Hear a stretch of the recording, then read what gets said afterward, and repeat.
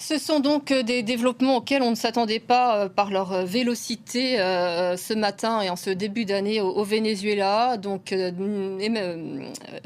Donald Trump, pardonnez-moi, a donc confirmé avoir capturé, enfin, ce sont les forces spéciales américaines qui ont capturé Nicolas Maduro ainsi que son épouse il y a quelques heures, en pleine nuit pour les Vénézuéliens. Il était aux alentours de 3-4 heures du matin quand les États-Unis ont mené des frappes sur la capitale, mais aussi sur d'autres régions du pays. Quelques heures plus tard, Donald Trump s'est enfin exprimé. Nicolas Maduro, lui, était complètement absent, n'avait fait aucun commentaire et pour cause, puisqu'il avait été capturé par les forces spéciales américaines. Il a été exfiltré du pays.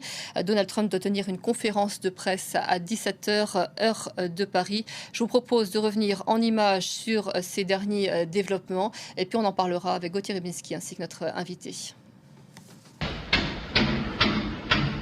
De fortes explosions, des survols de missiles, d'avions et d'hélicoptères au-dessus de Caracas. Et quelques minutes plus tard, des colonnes de fumée au-dessus de la capitale vénézuélienne, mais aussi sur la côte à une centaine de kilomètres de là.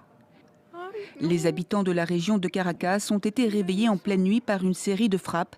Elles surviennent alors que Donald Trump avait promis ces dernières semaines de mener des opérations terrestres dans le pays, affirmant que les jours du président vénézuélien Nicolas Maduro étaient comptés. Dans un communiqué, les autorités ont dénoncé une très grave agression militaire.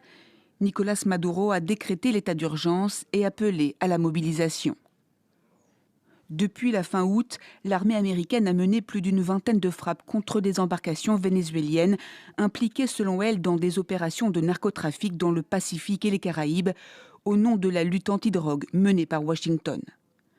Le 1er janvier, le président Nicolas Maduro tentait l'apaisement, se disant prêt à discuter avec les États-Unis.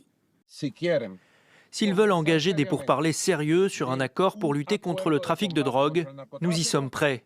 S'ils veulent du pétrole du Venezuela, le Venezuela est prêt à accueillir des investissements américains, comme avec Chevron. Depuis plusieurs mois, les États-Unis ont considérablement renforcé leur présence militaire dans la région, avec notamment un porte-avions, des navires de guerre et des avions de chasse de pointe stationnés dans les Caraïbes.